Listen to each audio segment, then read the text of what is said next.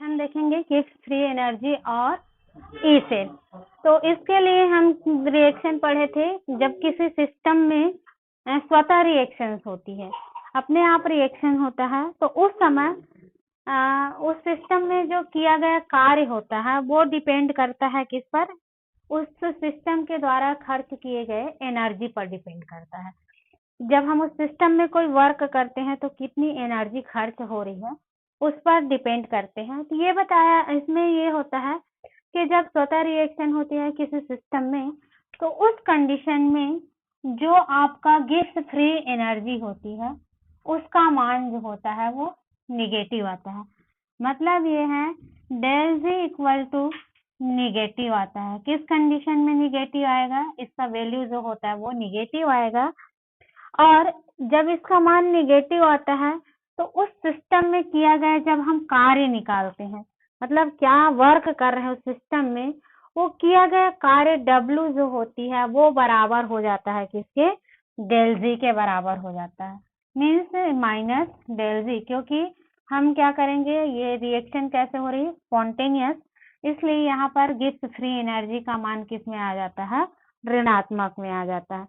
इसी के अकॉर्डिंग हम उस जो इलेक्ट्रिकल वर्क करते हैं उस सिस्टम में, उस इलेक्ट्रिकल वर्क को यदि हम कैलकुलेट करेंगे, ज्ञात करेंगे कि कितना वर्क उस सिस्टम के द्वारा किया गया है, तो उसको हम लोग कैलकुलेट करेंगे। तो कैलकुलेट करने से के लिए हमें क्या देखना है कि जो चार्ज होता है उस सिस्टम में, जितना भी चार्ज होता है जब इलेक्ट्रिकल वर्क करते हैं, वो चार्ज को आपको कैलकुलेट करना है। तो यदि हम क्या लें, 1 मोल इलेक्ट्रॉन पर चार्ज देखें, यदि हम क्या देखें, 1 मोल इलेक्ट्रॉन पर चार्ज देखें, कितना चार्ज है 1 मोल इलेक्ट्रॉन पर, तो 1 मोल इलेक्ट्रॉन पर जो चार्ज होता है वो इक्वल टू होता है Na, किसके बराबर होगा? Na इंटू ई के बराबर होता है। जितना भी चार्ज होता है वो किसके बराबर होता है? तो Na इंटू ई। Na जो है वो क्या है आपका? एवोगैड्रो नंबर के अंतर्गत आएगा। तो 1 मोल इलेक्ट्रॉन पर चार्ज कितना होता है उसको हम पहले देख ले। तो 1 मोल इलेक्ट्रॉन पर चार्ज कितना होता है? Na इंटू ई। यहाँ पर आपको Na की वैल्यू रख देनी है, और Na की वैल्यू कितना होता है? तो 6.022 इंटू 10 टू द पावर होता है 23 इंटू मल्टीप्लाई करें इलेक्ट्रॉन, तो एक इलेक्ट्रॉन के लिए इनका वैल्यू होता है 1.6 इंटू 10 टू द पावर होता है -19।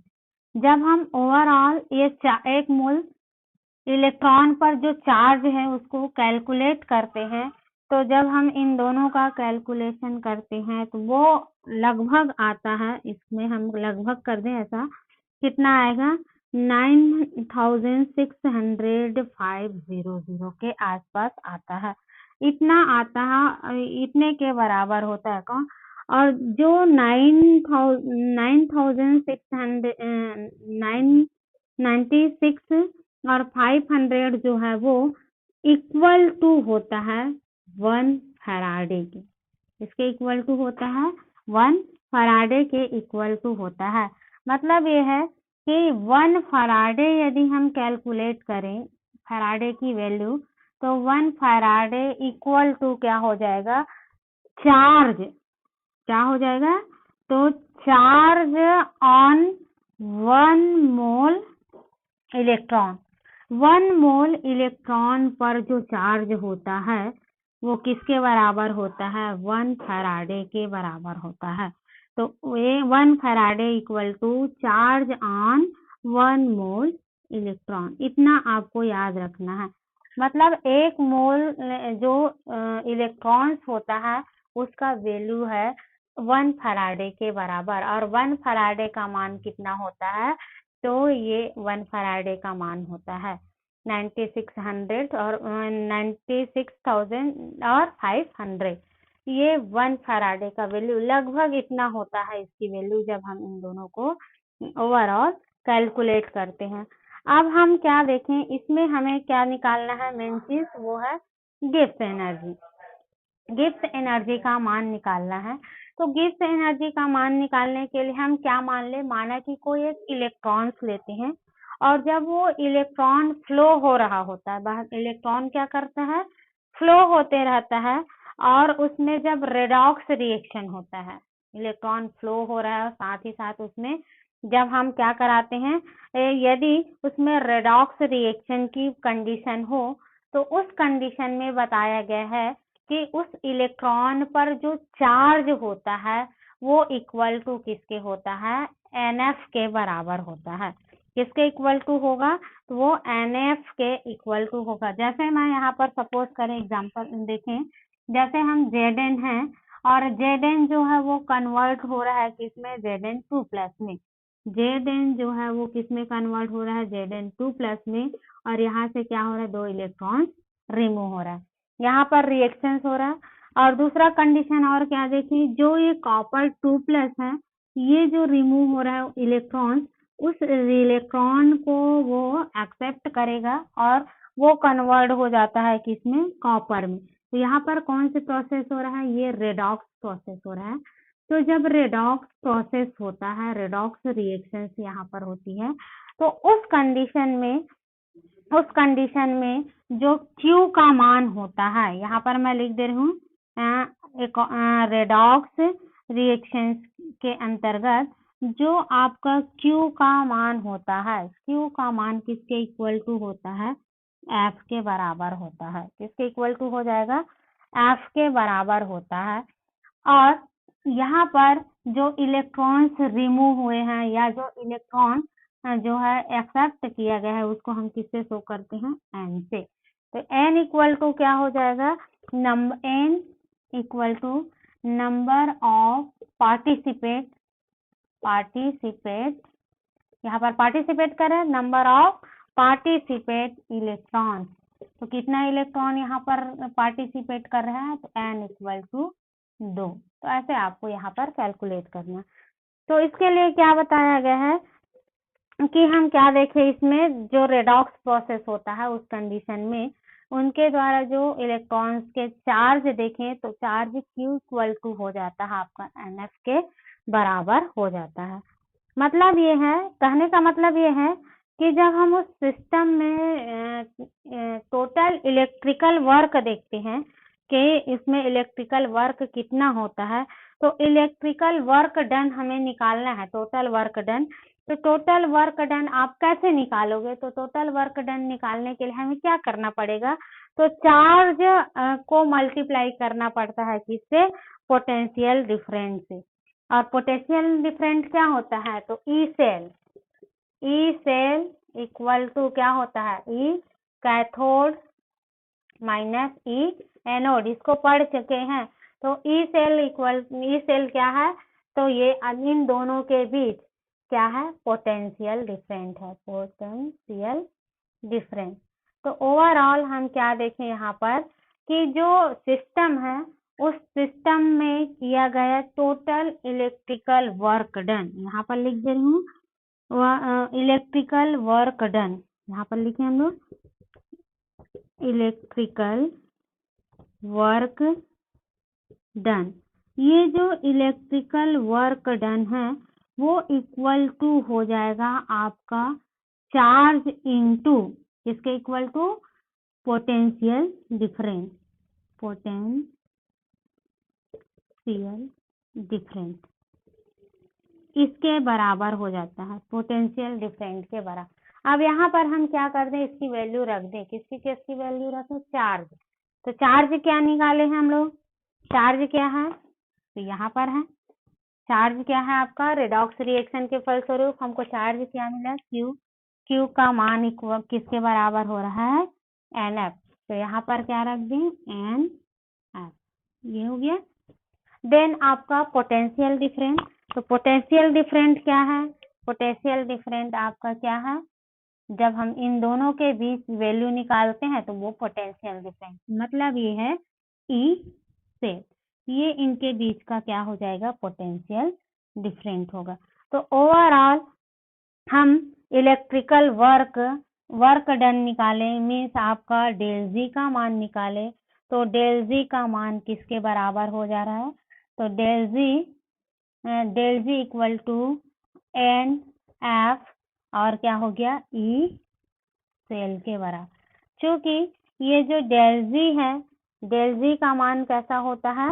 ऋणात्मक होता है, और ऋणात्मक होने के कारण जब हम इसको थोड़ा सा परिवर्तित करके इसको लिखें, तो डेल जी इक्वल टू क्या हो जाएगा? माइनस एन एफ और ई से, ये इसका मान होता है।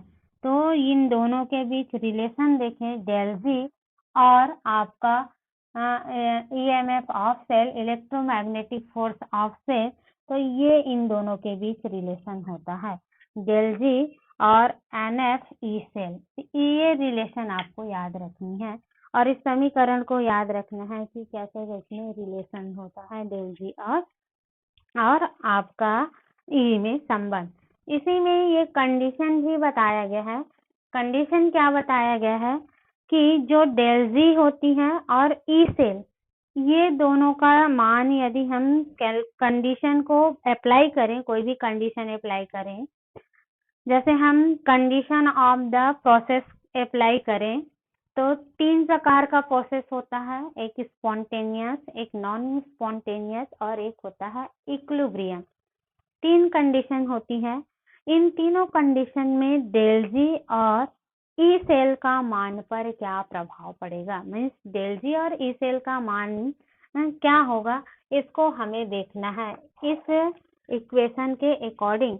और ये जो इक्वेशन आया है डेल जी और minus N F E cell, ये इन दोनों के बीच रिलेशन को बताने वाला इक्वेशन है। ये जिस फ्री एनर्जी और किसी भी सेल के इलेक्ट्रोमैग्नेटिक फोर्स, इन दोनों के बीच रिलेशन बताने वाला समीकरण इसी को कहा जाता है। जब क्वेश्चन आएगा आपको गिब्स फ्री एनर्जी और ईएमएफ में रिलेशन बताइए, तो आपको क्या बताना, ये सारी चीजें आपको बताना है। मतलब ओवरऑल कि जो इलेक्ट्रिकल वर्क डन है वो चार्ज इंटू पोटेंशियल डिफरेंट के बराबर होता है। तो पोटेंशियल डिफरेंट हम कहाँ से निकालें? तो कोई भी सेल्स लेते हैं, उस सेल में जब रेडॉक्स रिएक्शंस होती है तो उस समय हमें क्या निकल जाता है? E cell. और चार्ज कैसे निकालते हैं? तो चार्ज क्या होता है? वो लगभग 1 फैराडे के बराबर होता है। एक इलेक्ट्रॉन है, उस इलेक्ट्रॉन में चार्ज देखें तो वो लगभग इसके इक्वल टू होता है 1 फैराडे के इक्वल टू होता है। और जब हम निकालते हैं तो चार्ज इक्वल टू क्या हो जाता है? एन एफ, फैराडे के इक्वल टू हो जाता है। और जहाँ पर एन क्या हो जाता है? Number of participant electron. तो क्यू का मान जो है सीधा सीधा बोला जाए तो किसके बराबर होता है? फैराडे के बराबर होता है। 1 फैराडे के बराबर आपका चार्ज। इसी मान को, इसी वैल्यू को हम क्या किए? इस वैल्यू को यहाँ पर पुट अप कर दिए, रख दिए। वैसे ही इलेक्ट्रोड पोटेंशियल निकाले और इलेक्ट्रोड पोटेंशियल डिफरेंट का ये वैल्यू यहाँ पर पुट करोगे तो इन दोनों के बीच हमें रिलेशन मिल जाए। अब यहीं पर थोड़ा देख लेना है, ये कंडीशंस देखनी है। क्या कंडीशन देखोगे? तो यहाँ पर बता रही हूँ, इस बहुत ही इम्पोर्टेंट है और पूछा भी जाता है, इसको थोड़ा सा ध्यान से सुनना। ये मैं यहाँ पर लिख रही हूँ condition. Condition of the process यहाँ पर लिख दे रही हूँ। सबसे पहले मैं लिख दे रही हूँ यहाँ पर डेल जी, और यहाँ पर लिख दे रही हूँ ई से, और यहाँ पर लिख दे रही हूँ कंडीशन ऑफ प्रोसेस। कौन सी प्रोसेस होगी तो क्या क्या इसमें कंडीशंस फॉलो होगा, ये ऐसे थोड़ा कॉलम के थ्रू बता दे रही हूँ ताकि इजीली समझ में आएगा। तो पहला आता है डेल जी। पहला क्या हो गया आपका? डेल जी। तो डेल जी का मान यदि ऋणात्मक हो और दूसरा ई सेल का मान यदि क्या हो? धनात्मक हो। पहला कंडीशन, जब कोई रिएक्शन स्पॉन्टेनियस हो, स्वतः रिएक्शन हो, जब किसी सिस्टम है उस सिस्टम में यदि रिएक्शन कैसा हो? स्वतः हो, अपने आप रिएक्शंस हो, तो जब अपने आप रिएक्शन होती है तो इस सिस्टम को स्वयं की एनर्जी खर्च करनी पड़ती है। इसलिए इसके लिए जब हम गिब्स फ्री एनर्जी देखते हैं स्पॉन्टेनियस रिएक्शन में, तो उसका मान क्या आता है? नेगेटिव आता है। डेल जी का मान क्या आएगा? ऋणात्मक। और जब डेल जी का मान जो है ऋणात्मक आ जाता है, तो ई सेल का मान जब ज्ञात करते हैं तो ई सेल का मान हमेशा क्या आएगा? धनात्मक वैल्यू आता है। दूसरा कंडीशन, यदि रिएक्शंस कैसा हो? यदि प्रोसेस जो है वो नॉन स्पॉन्टेनियस हो, अस्वतः रिएक्शन हो। अस्वतः रिएक्शन में क्या होता है? अस्वतः रिएक्शन में रिएक्शन जो है ये अपने आप नहीं होता, सिस्टम अपने आप वर्क नहीं करता, बल्कि सिस्टम को हमें वर्क कराने के लिए किसी भी बैटरी या फिर किसी भी इलेक्ट्रोड के थ्रू उसको क्या करना पड़ता है? एड जोड़ना पड़ता है। तो उस कंडीशन में देखो, उस कंडीशन में क्या होता है कि जो नॉन स्पॉन्टेनियस रिएक्शंस होती है उसमें सिस्टम स्वयं की एनर्जी यूज नहीं करता, बल्कि वो क्या करता है? बाहर से एनर्जी को लेकर के उस प्रोसेस को कराता है। इसलिए जब नॉन स्पॉन्टेनियस रिएक्शंस होती है उस कंडीशन में हमेशा याद रखना भी ये डेल जी का मान क्या होगा? पॉजिटिव होगा। और जब डेल जी का मान पॉजिटिव होता है तो उस सिस्टम का ई सेल का मान क्या हो जाता है? ऋणात्मक होता है। ई सेल का जब हम मान निकालेंगे तो ई सेल का मान जो होता है वो क्या हो जाएगा? ऋणात्मक होगा। ये वोल्ट में आएगा। फिर तीसरा कंडीशन बताया गया है, यदि रिएक्शन कैसा हो? इक्विलिब्रियम में, साम्यावस्था में। साम्यावस्था में यदि कोई रिएक्शन हो, साम्यावस्था में रिएक्शन होता है तो उस कंडीशन में सेल में कोई प्रकार की प्रोसेस हो ही नहीं, सिस्टम कोई भी वर्क नहीं करता, तो उस कंडीशन में डेल जी और ई सेल दोनों की वैल्यू जो होता है वो 0 होता है। इसको याद रखना। तो ये होता है आपका गिब्स फ्री एनर्जी और किसी भी सेल का इलेक्ट्रोमैग्नेटिक फोर्स के मध्य रिलेशन। ये किसके लिए था? Gibbs free energy. किसके लिए? Gibbs free energy. यदि हम इसी में स्टैंडर्ड कंडीशन फॉलो कर दें, जैसे हम लोग इलेक्ट्रोड विभव पढ़े, पहले ई पढ़े, फिर क्या पढ़े? मानक इलेक्ट्रोड विभव पढ़े, ई नॉट पढ़े, ई के ऊपर में क्या लगा दिए थे? 0। अभी पढ़े थे ना? अभी हम लोग पहले क्या पढ़े? पहले ई पढ़े थे, ई। और ई के बाद क्या पढ़े? ये इलेक्ट्रोड पोटेंशियल था। फिर क्या पढ़े थे? E0 पढ़े थे। E0 ई नॉट बोलते हैं इसको। ई नॉट मीन्स आपका क्या हो गया? मानक इलेक्ट्रोड विभव पढ़े, 2 पढ़े। एक हो गया इलेक्ट्रोड और विभव और दूसरा क्या हो गया आपका? मानक इलेक्ट्रोड विभव।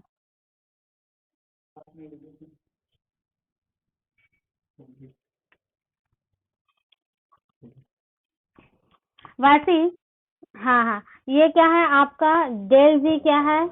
नॉर्मल कंडीशन में डेल जी की वैल्यू गिब्स फ्री एनर्जी। अब यहीं पर हम यदि क्या कर दें? यहाँ कंडीशन फॉलो करें फॉर स्टैंडर्ड कंडीशन, और क्या कर दें? स्टैंडर्ड कंडीशन में देखें। स्टैंडर्ड कंडीशन मीन्स पहले हम लोग डेल जी और ई में संबंध देखे, अब आपको क्या देखना है? दूसरा, इसको हम क्या कर दें? स्टैंडर्ड कंडीशन में कर दें डेल जी, और इसको क्या कर दें? ई को E0। इन दोनों के बीच हमको संबंध देखनी है, इन दोनों के बीच संबंध देखनी है। तो इन दोनों के बीच संबंध देखेंगे तो क्या हो जाएगा? तो सेम है ये, बस यहाँ पर फॉर स्टैंडर्ड कंडीशन लिख दे, स्टैंडर्ड कंडीशन। तो स्टैंडर्ड कंडीशन जब हम इसमें फॉलो करेंगे तो ये जो डेल जी लिखा हुआ है वो डेल जी नॉट हो जाएगा। स्टैंडर्ड कंडीशन में del G not equal to -n, F same है, एफ और ई जो है वो क्या आ जाएगा? स्टैंडर्ड कंडीशन में। तो ई नॉट से ये स्टैंडर्ड कंडीशंस के लिए ये इक्वेशन है। तो इतना आपको याद रखना है। तो ये होता है आपका relation between Gibbs free energy और आपका इलेक्ट्रोमैग्नेटिक फोर्स, इन दोनों के बीच रिलेशन होती है। तो इतना पहले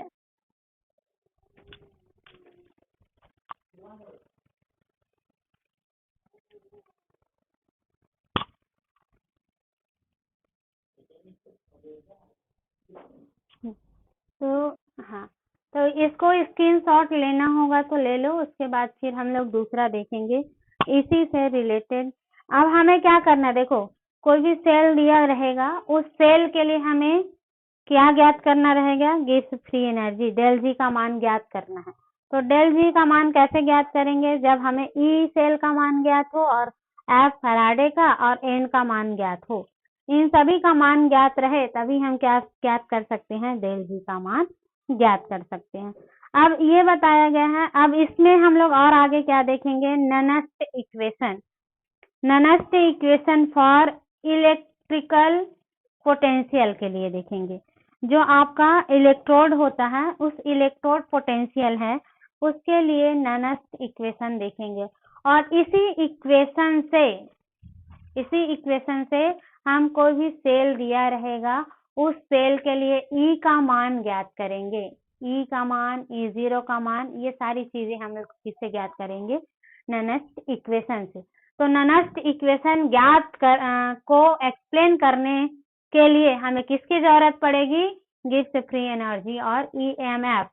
जब हम इसके बारे में जानेंगे, इसका डेल जी का मान हमें पहले से पता रहेगा, तभी हम उस ननस्ट इक्वेशन को एक्सप्लेन कर सकते हैं। इसीलिए मैं सबसे पहले इसको बता दी, दोनों के बीच रिलेशन क्या होती है। अब हम लोग नेक्स्ट देखते हैं ननस्ट इक्वेशन। इसको मिटा दूं,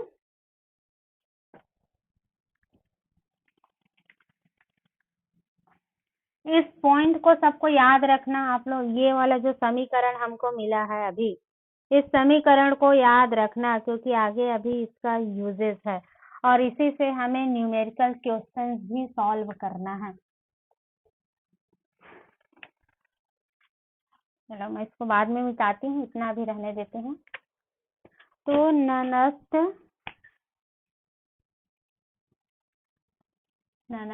इक्वेशन, ननस्ट समीकरण फॉर किसके लिए, इलेक्ट्रोड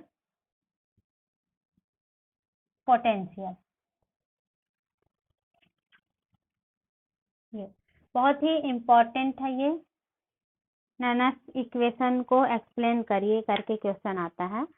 तो ये जो है ननस्ट इक्वेशन, ननस्ट नामक साइंटिस्ट ने ही दिया गया था, इसीलिए उन्हीं के नाम पर रखा गया है। तो ननस्ट में जो इलेक्ट्रोड विभव होता है, इलेक्ट्रोड विभव पर धातु आयन की सांद्रता एवं ताप का कोई प्रभाव नहीं दर्शाया जाता है। मतलब जब हम जो इलेक्ट्रोड विभव देखते हैं, उस इलेक्ट्रोड विभव पर धातु आयन की सांद्रता एवं ताप का प्रभाव दर्शाने के लिए, ताप का प्रभाव दर्शाने के लिए और उनकी सांद्रता, दो चीज, इन दोनों को एक्सप्लेन करने के लिए एक गणितीय व्यंजक प्रस्तुत किया गया, किसने, ननस्ट ने। इसलिए इस समीकरण को इन्हीं के नाम पर ननस्ट समीकरण कहा जाता है। किसके भी, ननस्ट ने इलेक्ट्रोड विभव में धातु आयन की सांद्रता एवं ताप के प्रभाव को, कोई भी धातु आयन है, उसकी सांद्रता, पहला चीज है सांद्रता एवं ताप, दो चीज याद रखना, सांद्रता एवं ताप पर पड़ने वाले प्रभाव, क्या प्रभाव पड़ता है, इन दोनों को एक्सप्लेन करने के लिए एक समीकरण प्रस्तुत किया गया। उस समीकरण को कहा जाता है ननस्ट समीकरण। तो हम लोग जनरली क्या देखते हैं कि नॉर्मल इलेक्ट्रोड रिएक्शन, देखें ध्यान से देखना इसको, नॉर्मल इलेक्ट्रोड रिएक्शन अभी देखे हैं। नॉर्मल इलेक्ट्रोड रिएक्शन में क्या होता है कि पहले में ऑक्सीडेशन हो जाता है और दूसरा में क्या हो जाता है, रिडक्शन होता है। दो ही होता है, ऑक्सीडेशन और रिडक्शन। तो इसमें जब हम नॉर्मल रिएक्शन कराते हैं तो कोई भी Mn जो एक्वस फॉर्म में होता है वो इलेक्ट्रॉन को एब्जॉर्ब कर किसमें कन्वर्ट हो जाता है, एन सॉलिड में कन्वर्ट होता है। मीन्स अपचयन की प्रक्रिया होती है। तो यहाँ पर ननस्त समीकरण ने ये बताया कि जो स्टैंडर्ड कंडीशन में, जैसे स्टैंडर्ड कंडीशन में हम क्या पढ़े थे कि स्टैंडर्ड कंडीशन में कोई भी सॉल्यूशन है, उस सॉल्यूशन की कंसंट्रेशन जो होती है वो 1 मोल होना चाहिए और उसका ताप जो है वो 298 केल्विन और प्रेशर जो है उसका दाब जो है वो 1 एटमॉस्फेयर होना चाहिए। ये स्टैंडर्ड कंडीशन में हम लोग पढ़े थे कि इन स्टैंडर्ड कंडीशन में किसी भी सॉल्यूशन के लिए क्या होना चाहिए, यदि ताप जो है वो 298 केल्विन हो, 298 हो और ताप होना चाहिए और दाब 1 एटमॉस्फेयर होना चाहिए और उसकी विलयन की कॉन्सेंट्रेशन कितना होना चाहिए, 1 मोल होना चाहिए। किसमें बताया गया है, स्टैंडर्ड पोटेंशियल, इस स्टैंडर्ड रिडक्शन पोटेंशियल में हम लोग देखे थे। इस ताप पर कोई भी इलेक्ट्रोड जब वर्क करता है तो उनके द्वारा जो पोटेंशियल उत्पन्न होता है उसको हम लोग क्या बोले थे, मानक अपचयन विभव बोले थे। अब इसमें बताया गया है यदि हम इस मानक कंडीशन मतलब कॉन्सेंट्रेशन 1 मोल, टेम्परेचर जो है वो 298 केल्विन और आपका प्रेशर 1 एटमॉस्फेयर था। यदि ये तीनों का स्टैंडर्ड कंडीशन में है, मतलब इसी कंडीशन में ये जब पोटेंशियल उत्पन्न हो तो उसको हम क्या बोलते हैं, स्टैंडर्ड पोटेंशियल बोलते हैं। जब इनमें से किसी भी एक कंडीशन को क्या करना है, हमें बदलना है, किसी भी एक कंडीशन बदल देते हैं तो उस समय जो ई सेल का जो मान होता है, ई सेल के लिए जो हम लोग फॉर्मूला यूज करते हैं ना, ई सेल के लिए फॉर्मूला कौन सा यूज करते हैं, ई कैथोड माइनस ई एनोड, ये फॉर्मूला हम लोग यूज करते हैं। कब, जब स्टैंडर्ड कंडीशन में हो। लेकिन जब हम इस स्टैंडर्ड कंडीशन में से किसी भी एक कंडीशन को क्या कर दें, बदल दें, परिवर्तित कर दें, तो उस समय ई सेल के लिए जो फॉर्मूला इस्तेमाल करते हैं, ये वाला जो फॉर्मूला इस्तेमाल करते हैं, ये फॉर्मूला जो है वो यूज नहीं हो पाता है। इससे यदि हम ई सेल का मान निकालें इस फॉर्मूले से तो ये पॉसिबल नहीं है। कब, जब हम इसकी स्टैंडर्ड कंडीशन को क्या कर देते हैं, बदल देते हैं।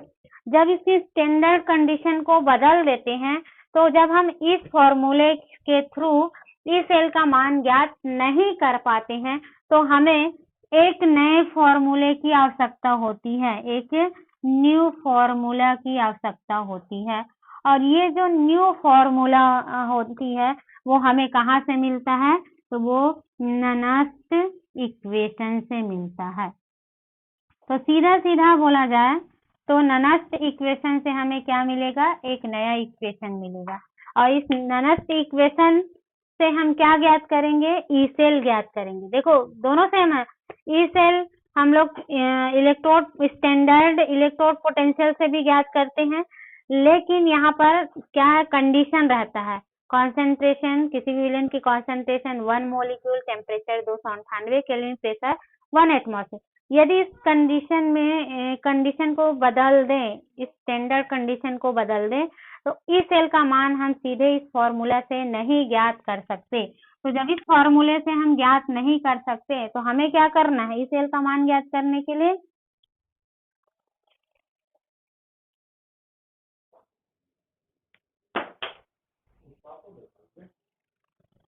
फॉर्मूला की आवश्यकता होती है और इस नए फॉर्मूला को ही बोलते हैं हम लोग ननस्त इक्वेशन। अब देखो ननस्त इक्वेशन कैसे एक्सप्लेन करोगे, तो हम लोग पहले पढ़ चुके हैं लॉ ऑफ थर्मोडायनेमिक्स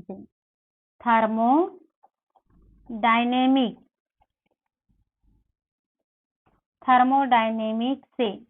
थर्मोडायनेमिक्स से हम क्या जानते हैं कि जो डेल जी का मान होता है वो डेल जी नॉट, डेल जी का मान डेल जी प्लस किसके बराबर होता है, तो वो R T log, R T short में लिख दे इसको, आर टी लॉग क्यू के बराबर होता है। क्यू मीन्स उसमें जो चार्ज रहता है उसको बताया गया है।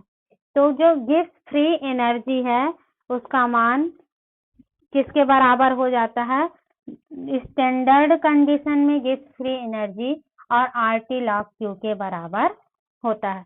अब हम आगे क्या करें, ये लॉग है, यदि हम इसमें क्या कर दे नेचुरल लॉग लें और लॉग को कैसा, नेचुरल लॉग लेने पर और नेचुरल लॉग को किसमें कन्वर्ट कर दे, log 10 के फॉर्म में कन्वर्ट कर दे।